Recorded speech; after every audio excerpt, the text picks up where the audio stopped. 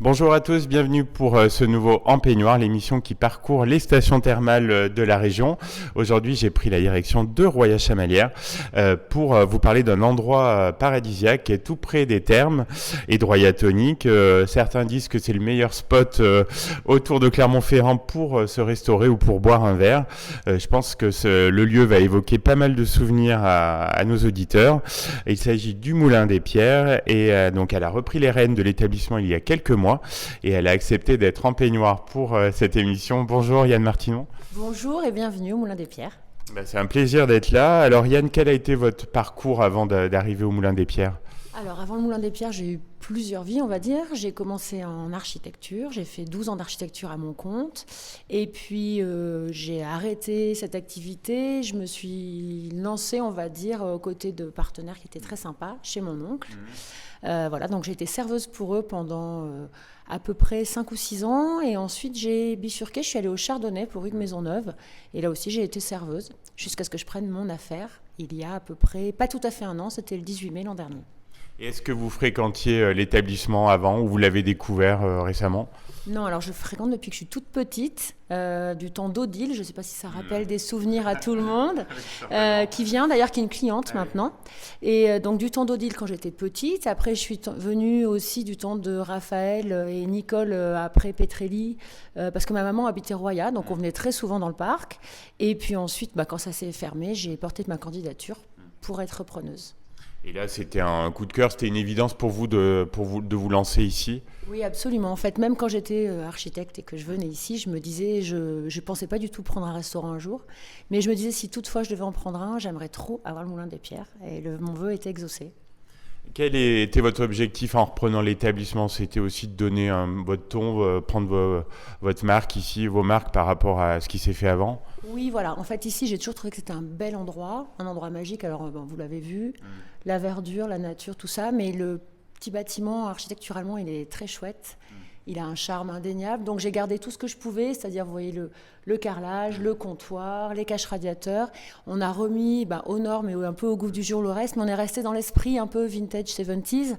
Et je pense que, voilà, on a essayé de le dépoussiérer un petit peu. Alors, il y a peut-être des auditeurs qui ne connaissent pas le Moulin des Pierres. On est quand même situé à côté de la Tyrtaine. Oui, voilà, on donne directement notre terrasse surplombe la Tyrtaine. Il y a une végétation qui est magnifique, qui a été faite en fait à l'époque. C'est un parc qui a été créé de toutes pièces, mais on ne dirait pas. Et ça fait vraiment très naturel. Et on entend le bruit de l'eau dès qu'on est en terrasse.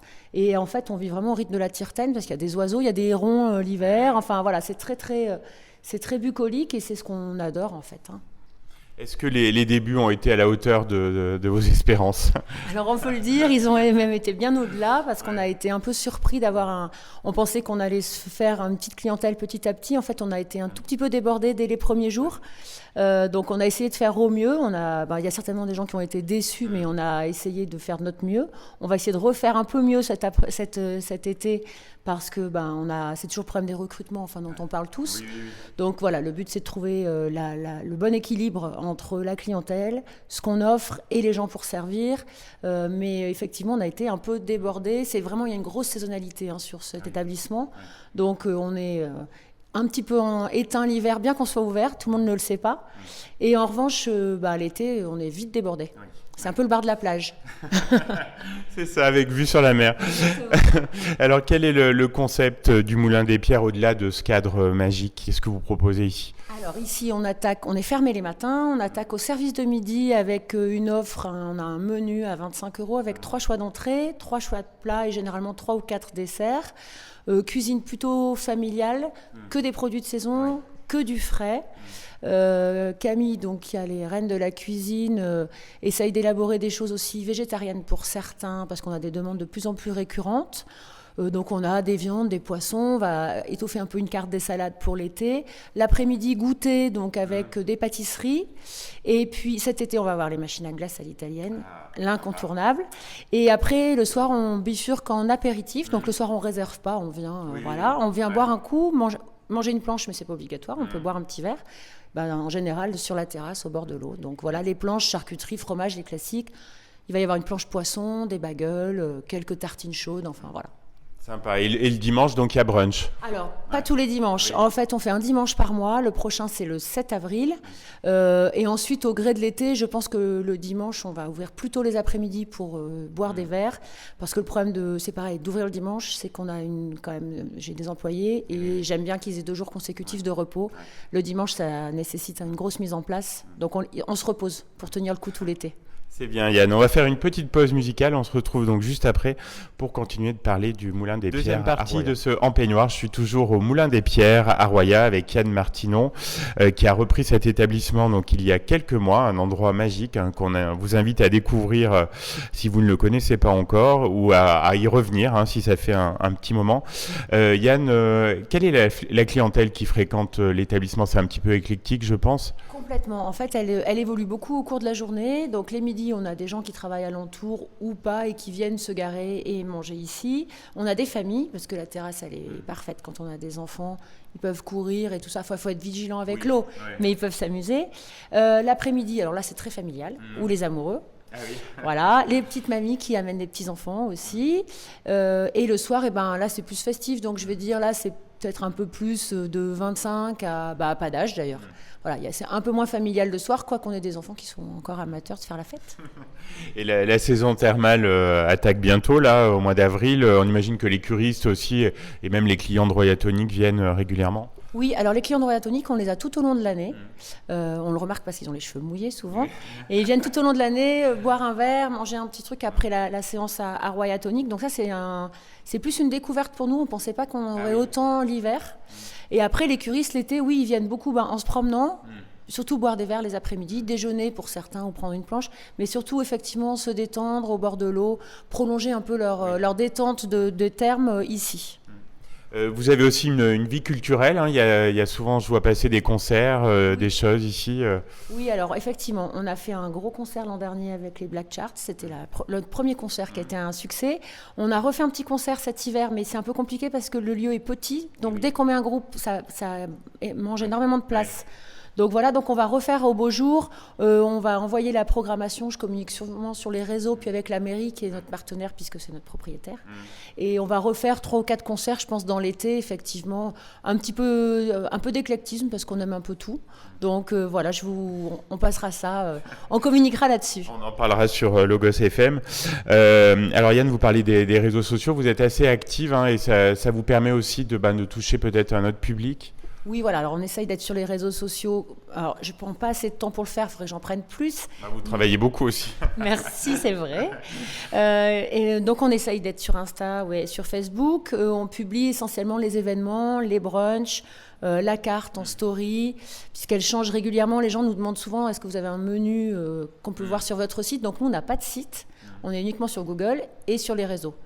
Voilà, et donc le menu changeant régulièrement, on le met en story pour que les gens puissent voir un peu ce qu'ils vont retrouver.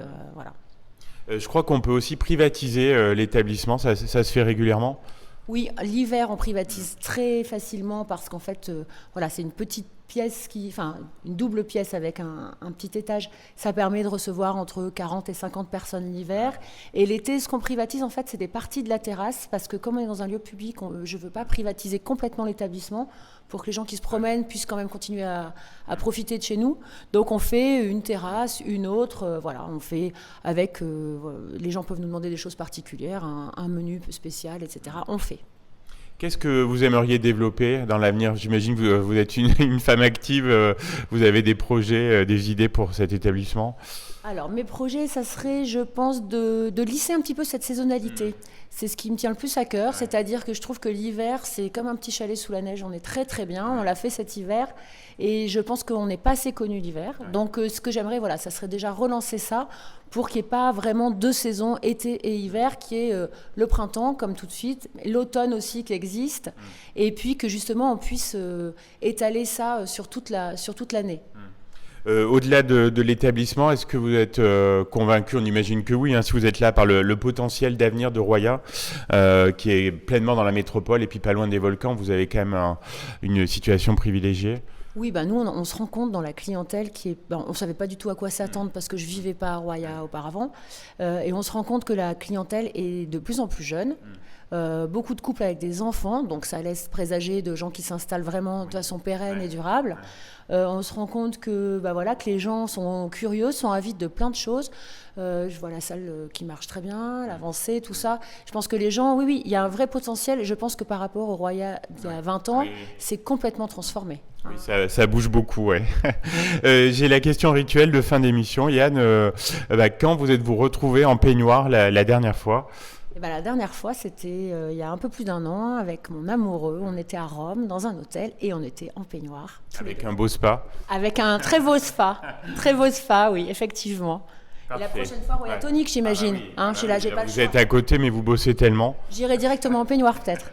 Voilà. Merci beaucoup. Un grand merci Yann, c'était un plaisir de vous avoir dans l'émission. On vous souhaite un beau printemps, un bel été et puis toute l'année au Moulin des Pierres. Et puis on reviendra pour discuter sur Logos FM. Merci encore. Merci à vous et puis je vous attends au Moulin des Pierres. Au revoir.